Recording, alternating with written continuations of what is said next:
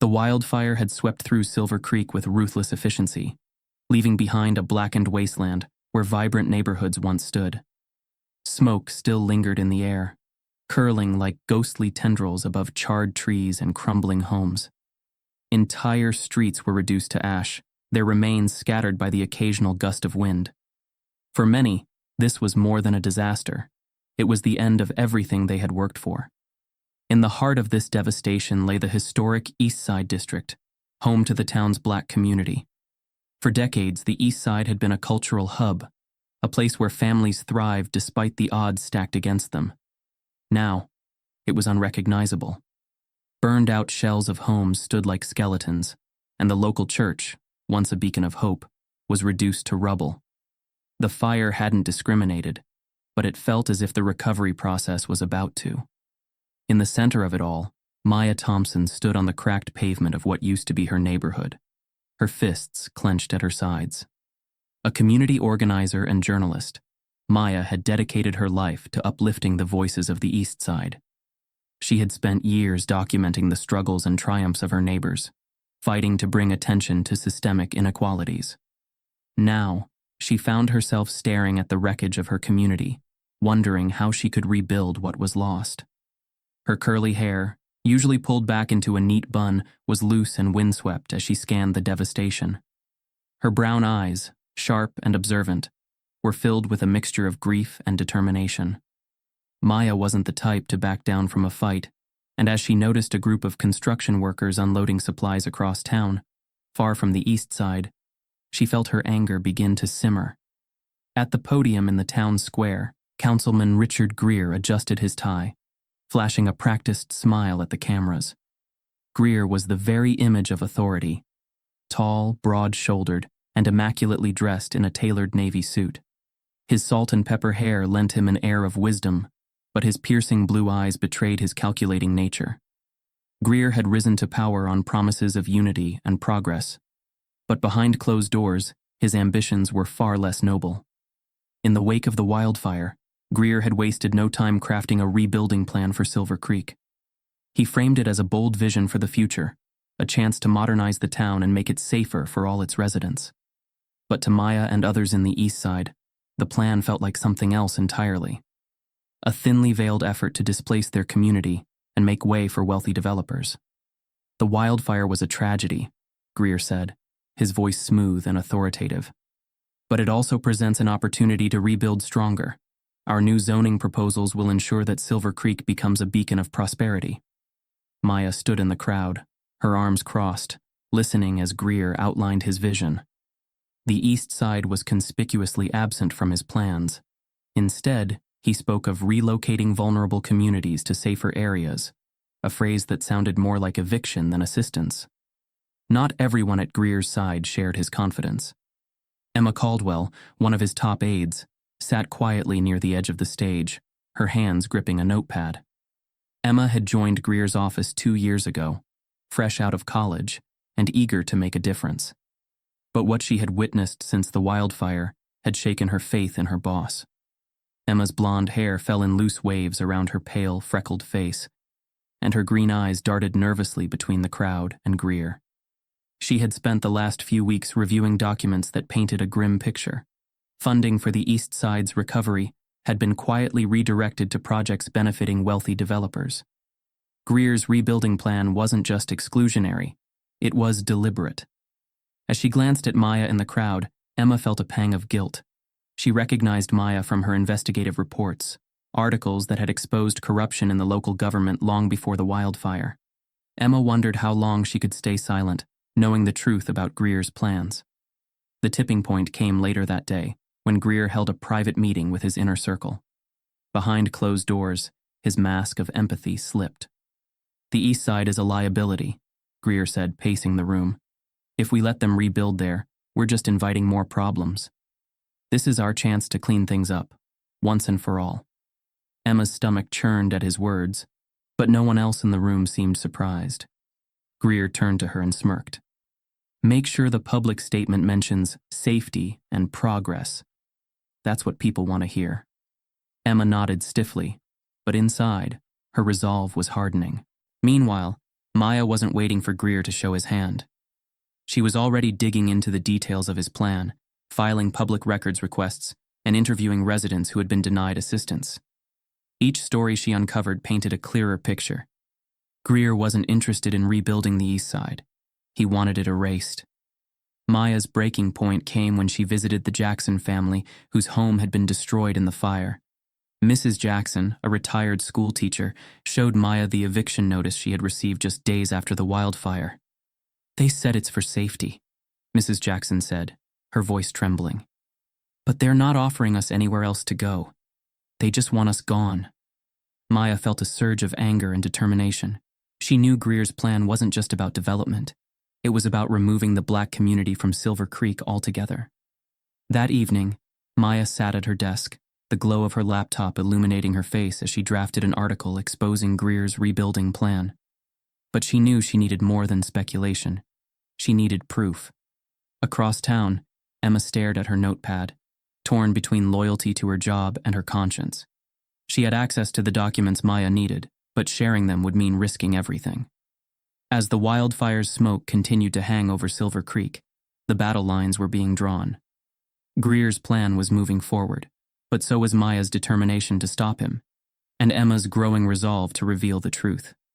Maya's pen hovered over her notepad as she stared at the eviction notice spread out on the Jacksons' kitchen table.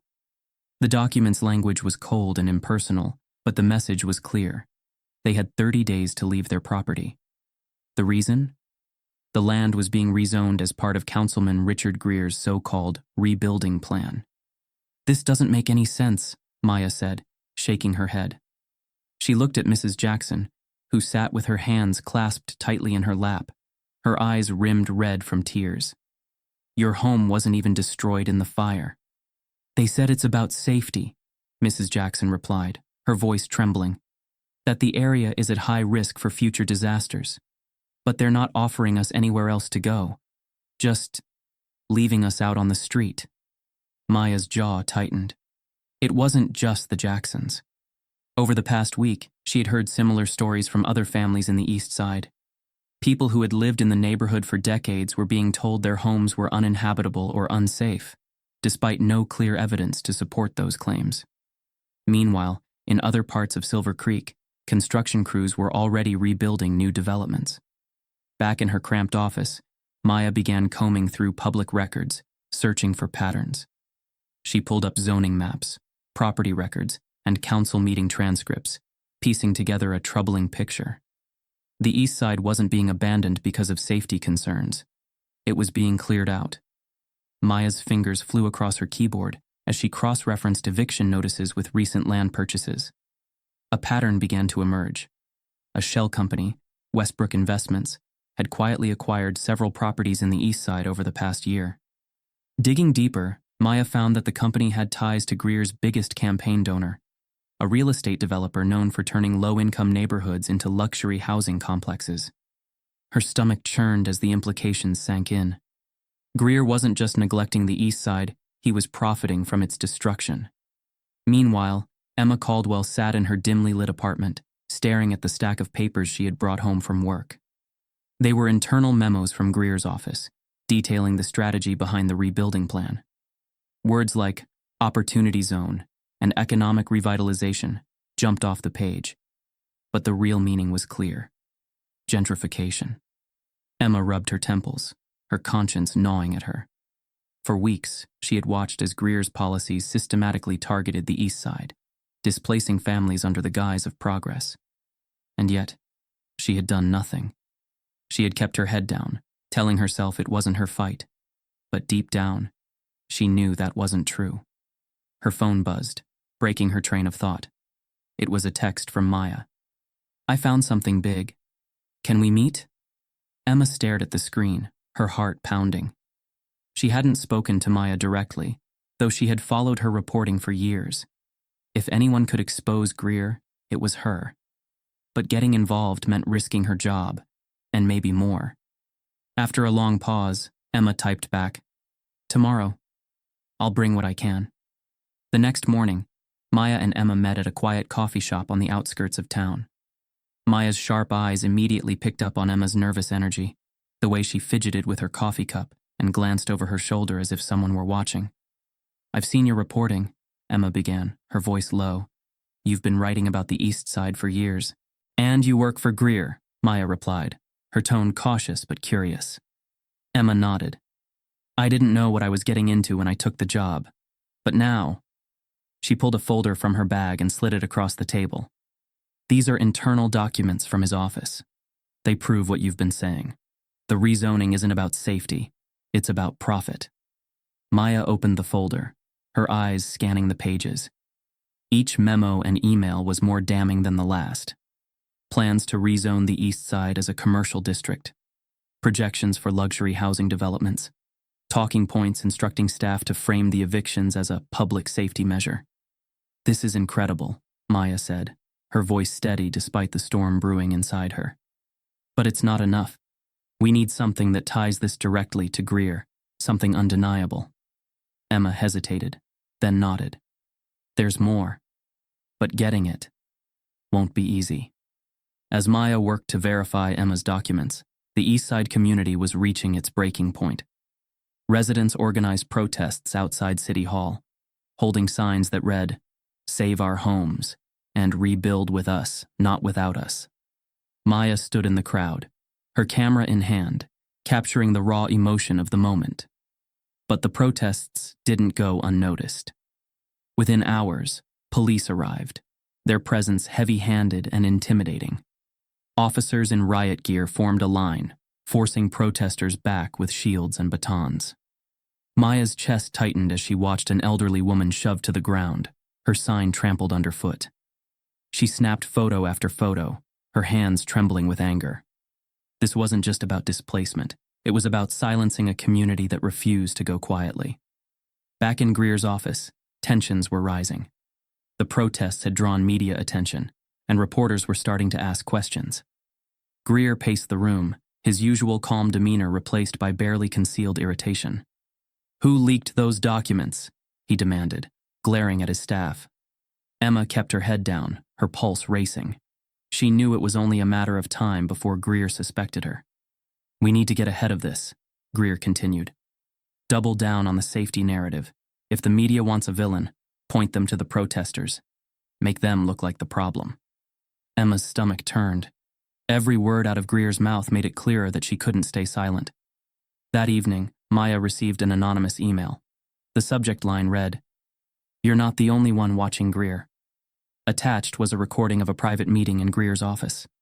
Maya's breath caught as she listened to the audio. Greer's voice was unmistakable. "They won't leave willingly," he said. "So we'll make it impossible for them to stay. No utilities, no aid. They'll leave on their own. Or we'll make them." The recording was the smoking gun Maya had been waiting for. With Emma's documents and the audio evidence, she finally had enough to blow the story wide open. But she knew the fight wasn't over. Greer wouldn't go down without a fight, and neither would the system that protected him. Maya stared at her screen, the room dim except for the glow of her laptop. Lines of text blurred as exhaustion crept in, but her focus sharpened when a particular document caught her eye. It was a budget report for the Silver Creek Fire Department, dated just 2 months before the wildfire. Her fingers tightened around the mouse as she read the lines. "Reallocation of resources, East Side Neighborhood Services Limited to reduce operational costs." She scrolled further, her heart pounding. Attached was a memo from Greer's office instructing the fire department to prioritize key economic zones in the event of an emergency. Maya clicked on the accompanying map, and there it was, East Side marked as low priority. Her chest tightened as the implications sank in. The fire hadn't just devastated the East Side by chance. It had been allowed to burn longer, unchecked, while resources were diverted to wealthier neighborhoods. The next morning, Maya shared her discovery with Emma, who sat across from her in a small diner. Emma's pale face grew even paler as she scanned the documents. "I saw this memo in passing," Emma admitted, her voice barely above a whisper. "But I didn't know it would actually come into play." Maya's gaze was sharp. "You've been inside Greer's office. You know how far he'll go. Was this deliberate?" Emma hesitated, guilt flickering in her green eyes. "I don't know if it was deliberate, but it wasn't an accident either. Greer doesn't care about the east side. To him, it's just an obstacle. Maya leaned forward, her tone urgent. I need more, Emma. If I'm going to expose this, I need undeniable proof that Greer let the east side burn because it benefited him. Emma swallowed hard. I think I know where you can find it, but getting it won't be easy. Later that day, Emma slipped into Greer's office under the guise of finishing a late-night project. The office was quiet, the dim light from her desk lamp casting long shadows on the walls. She carefully accessed a restricted file on the office server, her fingers trembling as she typed. After several minutes of searching, she found it, a series of emails between Greer and a developer from Westbrook Investments. Ensure that the east side properties are vacated, one email read. The fire accelerates our timeline. Rebuilding can begin immediately once zoning changes are approved. Emma's stomach churned. The wildfire hadn't just been a tragedy, it had been an opportunity. Greer had used the disaster to fast-track his plans for gentrification, exploiting the suffering of the east side community to line his own pockets. That evening, Maya received an anonymous email. The subject line read, "You need to see this." Attached were the emails Emma had taken. Maya's pulse quickened as she read them, the weight of the evidence pressing down on her.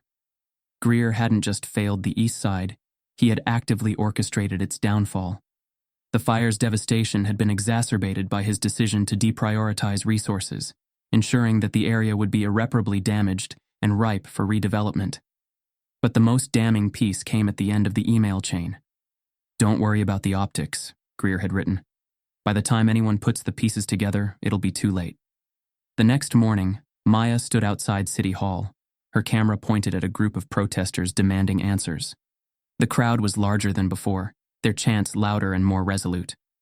"We deserve to know why the east side was left to burn," a woman shouted into a megaphone. "Greer has blood on his hands." Maya captured the raw emotion of the scene, knowing that the truth she now held could ignite an even bigger firestorm. Inside City Hall, Greer sat in a meeting with his advisors, his calm facade cracking under the pressure. The protests had grown harder to ignore, and questions from reporters were becoming more pointed. "We need to control the narrative," Greer said, his voice clipped. "Focus on the rebuilding efforts and the opportunities they create. If anyone asks about the east side, pivot to public safety." Emma sat quietly in the corner, her hands folded in her lap. She could feel Greer's eyes on her, but she avoided his gaze, praying he hadn't noticed the missing files. That night, Maya published an explosive article detailing the connection between Greer's rebuilding plan and the wildfire's devastation. She included excerpts from the emails, along with testimonies from East Side residents who had been displaced.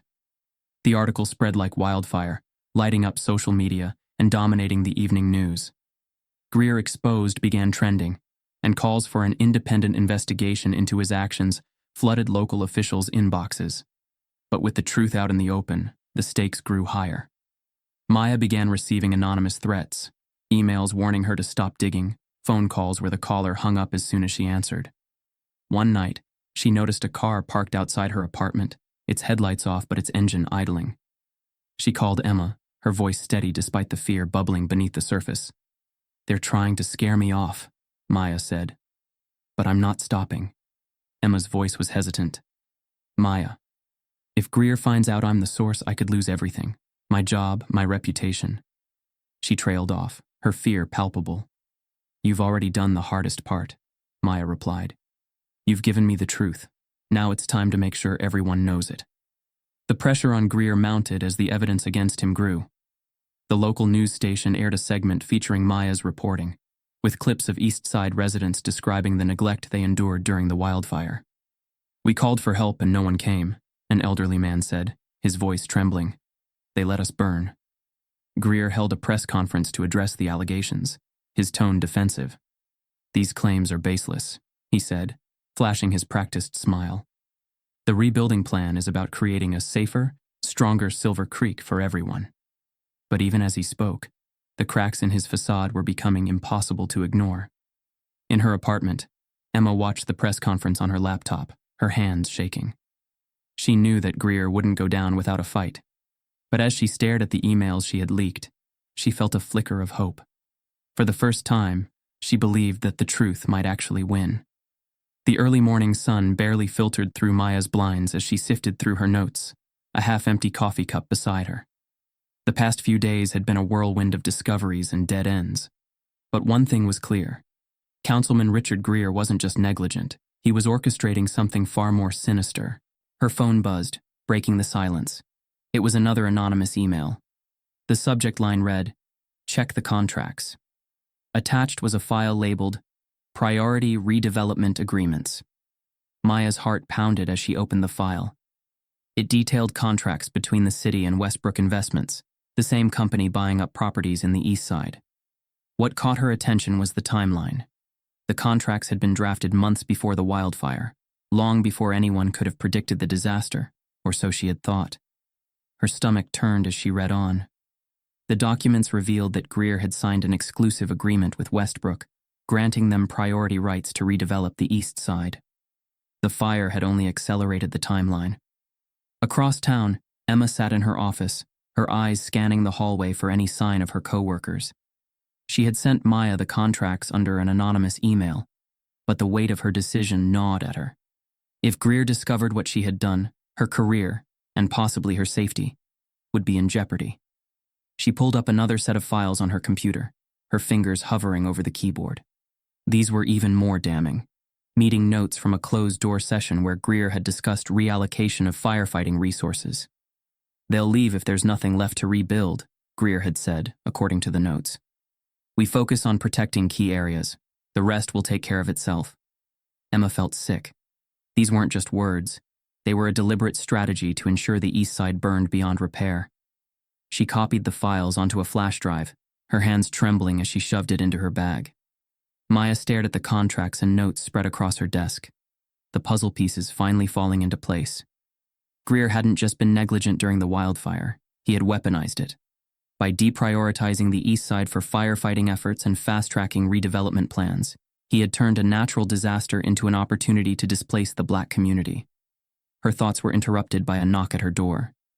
She froze, her mind racing. The threats had started after her last article, cryptic messages warning her to back off. Peering through the peephole, she saw Emma standing there, her face pale and tense. Maya opened the door and Emma slipped inside, clutching her bag tightly. "I brought more," Emma said, pulling out the flash drive. Her voice was shaky but resolute. "Meeting notes, emails, more contracts. It's all here." Maya stared at the drive, a mix of gratitude and concern washing over her. "You're risking a lot," she said softly. "So are you," Emma replied. That evening, Maya published another bombshell article, this time with the smoking gun. The meeting notes and contracts linking Greer directly to the wildfire's aftermath. "Evidence reveals Greer's role in East Side neglect during wildfire," the headline read. The article detailed how Greer had deprioritized the East Side during the fire, ensuring it suffered the most damage, and how he had profited from the redevelopment agreements that followed. Maya included quotes from residents who had been displaced, and images of the destruction that still lingered in the area. The reaction was immediate. Social media exploded with outrage, #EastSideExposed trending within hours. News outlets picked up the story, and protests outside City Hall swelled to unprecedented numbers. But the backlash wasn't without consequences. That night, as Maya locked up her office, she noticed a dark sedan parked across the street. The driver's face was obscured, but the car's presence was unsettling. She hurried home, her pulse racing. When she entered her apartment, she found an envelope slipped under her door. Inside was a single sheet of paper with a chilling message: "Stop, or you'll regret it." Maya's hands shook as she stared at the note. She knew she was getting close to the truth, but the danger was becoming harder to ignore. Meanwhile, Greer was mounting his counterattack. He held a press conference the next morning, flanked by advisors and police officials. "These accusations are baseless," Greer said, his tone calm but firm. "This is nothing more than a smear campaign by radical activists trying to derail our efforts to rebuild Silver Creek. I remain committed to creating a better future for all of our residents." The words were polished, but Maya could see the cracks in his armor. The growing protests, the leaked documents, and the public outcry were taking their toll. Later that day, Greer's office released a statement discrediting Maya, calling her reporting sensationalist and irresponsible. The attacks didn't stop there. Old tweets and articles from Maya's early career were dredged up, taken out of context to paint her as biased. But Maya refused to back down. She had the truth, and she knew the community needed her to see this through. Emma wasn't spared the pressure either. Greer had grown more paranoid, snapping at his staff and demanding loyalty. "I want to know who's leaking these files," he barked during a staff meeting. "We have moles, and I won't tolerate it." Emma kept her head down, her heart pounding. She knew it was only a matter of time before Greer's suspicions turned to her. That night, she sent Maya one final email. "There's one more piece of evidence. A recorded call between Greer and Westbrook. I'm working on getting it to you." The stakes were higher than ever. Maya's investigation had gained momentum, but the threats against her were escalating. Greer's efforts to discredit her were intensifying, and Emma's safety was hanging by a thread. As Maya prepared for her next article, she couldn't shake the feeling that the fight was far from over. The truth was out there, but exposing it was becoming more dangerous by the day. Maya's apartment felt smaller than ever, the walls closing in as she sat across from Emma. The room was dimly lit, a faint hum from the streetlights filtering through the window. On the coffee table between them lay a stack of documents, emails, and a single USB drive, evidence that could either expose Greer or ruin their lives. Emma's voice broke the silence. "If we release this, there's no going back. Greer will come for both of us." Maya leaned forward, her expression resolute. "He already is, but this isn't just about us. It's about the East Side. If we don't do this, no one will." Emma nodded slowly, her fear tempered by determination. "Then let's do it." The next day, Maya reached out to local activists and community leaders, organizing an emergency town hall meeting. Held at a small community center still standing amidst the rubble of the wildfire, the room filled quickly with displaced residents, reporters, and supporters. Maya stood at the front, a projector displaying damning images behind her. Eviction notices, zoning maps, and emails linking Greer to the deliberate neglect of the East Side during the wildfire. She spoke with the passion of someone who had lived the struggle she was describing. "These aren't just bad decisions. They're calculated moves to displace us, to erase our community and profit from our suffering. Councilman Greer let the East Side burn, and now he's trying to sell off what's left." The room buzzed with anger and energy. One woman stood, her voice shaking with emotion. "What can we do? How do we stop him?" Maya's voice was firm. "We keep fighting. We make noise. We show the world what's happening here, and we demand accountability." As the town hall gained traction, Maya published another expose, this time including the audio recording Emma had risked everything to obtain. In the recording, Greer's voice was chillingly clear. "They won't fight back if we frame it as public safety. Let the fire finish the job. The developers are ready to move as soon as it's cleared." The article spread like wildfire, picked up by national outlets and igniting public outrage. Protesters gathered outside City Hall, their chants echoing through the streets. "Save the East Side, and Greer must go." But Greer was far from defeated. The morning after the town hall, Maya woke to find her name plastered across social media. Greer's team had launched a smear campaign, painting her as a reckless journalist who fabricated stories for clicks. Old tweets were taken out of context, her past reporting scrutinized and twisted to discredit her integrity. A message from Emma arrived shortly after. "He knows it's me. He's tightening security. Be careful." Maya's stomach turned, but she steadied herself. She had expected this. Meanwhile, Greer held his own press conference, flanked by police officials and prominent business leaders. He spoke in calm, measured tones, his polished demeanor betraying no hint of the storm raging behind the scenes. "These allegations are nothing more than baseless attacks by activists trying to stall progress," he said, flashing a practiced smile. "Silver Creek deserves better than fear-mongering and lies." The reporters pressed him on the evidence, but Greer deflected with ease, casting doubt on the authenticity of the documents and recordings. "The timing is suspicious," he added. "This is clearly an attempt to derail our recovery efforts." Despite Greer's efforts, the community refused to back down. The protests grew larger, spilling into the surrounding streets. Signs and banners waved above the crowd, their voices unified in defiance. Maya and Emma worked tirelessly behind the scenes, meeting with legal experts and investigative reporters to ensure their evidence held up under scrutiny. They knew Greer would use every tool at his disposal to silence them, but they also knew the tide was turning. One evening, as Maya prepared for another rally, she received an unexpected call. It was from James Porter, a retired firefighter who had served in Silver Creek for over 20 years. "I saw your article," Porter said. His voice was gruff but steady. "And I need you to know, you're right. They told us to stand down during the fire. We could have saved the east side, but we were ordered to prioritize other areas." Maya's heart raced. "Would you be willing to testify?" Porter hesitated, then sighed. "It's time someone did. I'll stand with you." As the rally began that night, Maya stood on a makeshift stage, surrounded by supporters holding candles and signs. Emma stood nearby, her presence a quiet reminder of the risks they were all taking. When Maya spoke, her voice carried over the crowd with a mix of strength and vulnerability. "They want us to be afraid.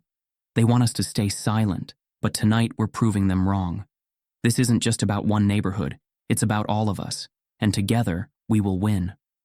The crowd erupted into cheers, their determination a palpable force in the night air. The momentum was undeniable, but the danger was far from over. Maya knew Greer would continue to fight, using his wealth and influence to crush anyone who stood in his way. But for the first time, she felt the power of the community behind her. As the rally dispersed, Maya and Emma exchanged a glance. "We're close," Maya said. Emma nodded, a flicker of hope breaking through her fear. "Let's finish this." The town hall buzzed with energy, the air charged with anticipation. Residents of Silver Creek packed the room, their faces tense with hope and frustration. Camera crews lined the back wall, their lenses trained on the stage where Maya Thompson stood, a microphone in hand. The faint glow of a projector behind her illuminated a slide reading, "The Truth About the Wildfire Recovery Plan." Maya took a deep breath, steadying herself. She could feel the weight of every person in the room, their collective anger and pain urging her forward. This was her moment, the culmination of weeks of work and years of fighting for her community. "Thank you for being here tonight," she began, her voice clear but heavy with emotion. "We've all suffered because of the wildfire, but some of us have suffered more, not by accident, but by design." She clicked a remote, and the projector displayed an email exchange between Councilman Richard Greer and executives at Westbrook Investments. Gasps rippled through the audience as Maya continued. These emails show that Greer had a deal with Westbrook long before the fire. A deal that required the east side to be cleared for redevelopment, and when the fire came, he ensured that it happened. As Maya laid out the evidence, her voice grew steadier, more resolute. She showed maps of firefighting resource allocations, highlighting how the east side had been deprioritized despite being one of the most densely populated areas. "The east side wasn't neglected because of a mistake," Maya said, her voice rising. "It was a choice. A deliberate decision to let the fire devastate our community so it could be sold off to the highest bidder." The room was silent, the weight of her words sinking in. Emma sat in the front row, clutching her notepad like a lifeline. Maya gestured to her, and Emma stood, her face pale but determined. "My name is Emma Caldwell," she said, her voice shaking slightly. "I worked in Councilman Greer's office. I saw the emails. I attended the meetings where they discussed how to make the east side unlivable. And I can tell you, everything Maya has said tonight is true." The room erupted into murmurs, but Emma pressed on, her voice growing stronger. "I was there when Greer said, 'Let the fire finish the job.' He didn't care about the people living there. He only cared about clearing the way for his developer friends." Her words hung in the air, heavy and damning. From the back of the room, a man rose. Maya recognized him immediately. James Porter, the retired firefighter who had contacted her days before. "I was part of the response team during the wildfire," Porter said, his voice gruff but steady. "We were ordered to stand down in the east side. I argued with my superiors, but they told me it was above my pay grade. Looking back, it's clear why." He paused, his eyes scanning the room. "I'm here tonight because I can't stay silent anymore. Lives were lost, families were destroyed, and it didn't have to be that way. At that moment, the doors to the town hall swung open. The crowd turned as a group of reporters entered, followed by none other than Councilman Richard Greer. Dressed in his signature tailored suit, he strode to the front of the room, his face a mask of calm. "Ms. Thompson," he said, his voice dripping with condescension, "I appreciate your passion, but this is nothing more than a baseless attack on my character." Maya met his gaze, unflinching.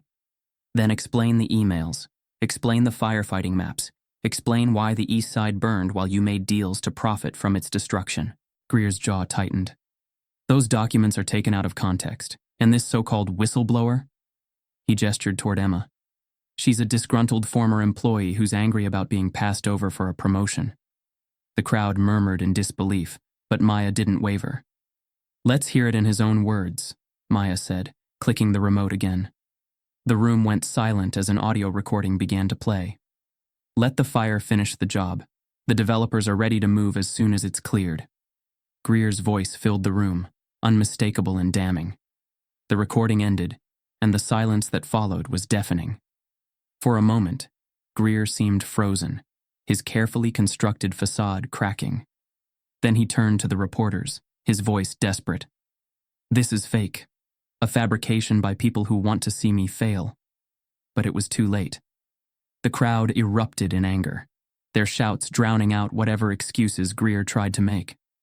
As the chaos unfolded, Maya stepped forward, her voice cutting through the noise.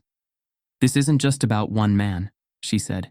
"It's about a system that allows people like Greer to thrive while communities like ours are left to suffer. Tonight, we've taken the first step toward justice. But the fight isn't over." The room erupted into applause, the energy electric. Hours later, as Maya and Emma left the town hall, they were met with a swarm of reporters. Cameras flashed, microphones were thrust forward, and questions came rapid fire. "Do you think Greer will resign? What's next for the East Side?" Maya paused, glancing at Emma before turning to face the cameras. "What happens next is up to all of us. We've exposed the truth, but now we have to make sure it leads to real change." Inside City Hall, Greer sat alone in his office, the weight of the night pressing down on him. His phone buzzed with calls he didn't answer, his inbox flooded with demands for his resignation. He stared at the emails on his screen, the evidence he had tried so hard to bury now laid bare for the world to see.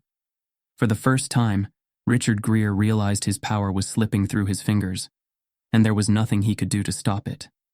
The courtroom was packed as the verdict was read, the weight of months of turmoil pressing down on everyone present. Councilman Richard Greer sat at the defendant's table, his once impeccable suit now ill-fitted on his slumped frame. His face was ashen, his confidence eroded by the mountain of evidence brought against him. "Guilty," the judge declared, his voice firm. Greer flinched, his shoulders sagging further. The charges, abuse of power, conspiracy, and corruption, were not just words. They were the final nails in the coffin of his political career. A ripple of relief spread through the crowd. Reporters scribbled furiously, cameras flashed, and a quiet cheer broke out among the East Side residents who had fought tirelessly for this moment. Maya Thompson stood near the back, her arms crossed as she exhaled deeply. It was over. Outside the courthouse, the atmosphere was electric. Residents gathered with signs and banners, their cheers of victory echoing down the streets. Maya stepped into the crowd, greeted by handshakes, hugs, and words of gratitude. "This is just the beginning," she said into a microphone thrust toward her by a reporter. "Greer's conviction is a step toward justice, but there's still so much work to do. The East Side deserves not just reparations, but respect, dignity, and a voice in its future." The community was already making strides toward rebuilding. The redevelopment contracts with Westbrook Investments had been voided, and emergency funds were finally being directed toward the East Side. A local coalition, led by Maya and other community leaders, was overseeing the efforts, ensuring that the neighborhood was rebuilt by and for its residents. Where there had been rubble, there were now construction crews repairing homes, reopening businesses, and restoring the church that had been the heart of the East Side. Children played in the streets again, their laughter mingling with the sounds of hammers and saws. Emma Caldwell watched from a distance, As the celebration unfolded, she felt a mix of pride and trepidation, knowing her role in exposing Greer had been crucial, but had also come at a cost. Her decision to leak the documents and speak out had ended her political career. But as she stood there, a small smile tugged at her lips. For the first time in years, she felt a sense of purpose. Maya spotted her and approached, holding out a hand. "You did the right thing, Emma. None of this would have happened without you." Emma shook her hand, her smile widening. "I didn't think I'd feel this way, but I don't regret it. The truth mattered more." "You're part of this community now," Maya said, her voice warm, "and we're not letting you go anywhere." That evening, Maya sat on the steps of her apartment, watching the sun set over Silver Creek. The skyline still bore scars from the wildfire, but there was something new in the air. Hope. She opened her notebook, jotting down thoughts for her next article. This fight had shown her how much was possible when people came together, but it had also exposed how deeply ingrained the problems were. Greer had fallen, but he was just one man in a much larger system. Maya paused, staring at the words she had written. "The fight continues." She closed the notebook, a faint smile on her lips. The East Side was rebuilding, and so was she. The work wasn't over, but for the first time in a long time, Maya felt like they were moving forward, not just as individuals, but as a community. As the stars appeared above Silver Creek, the faint sounds of construction still echoed in the distance. The East Side had been battered, but not broken. And though the scars of the past would remain, they stood as a testament to the resilience of the people who refused to be erased. This story is a powerful reminder of the strength in community and the importance of standing up against corruption. If Maya's journey inspired you, don't stop here. Be part of the change. Like this video to show your support for justice, share it to spread awareness and spark conversations, and subscribe for more stories that uncover truth, empower communities, and inspire action. Together, we can amplify voices, challenge injustice, and make a difference. The fight isn't over. Join us today,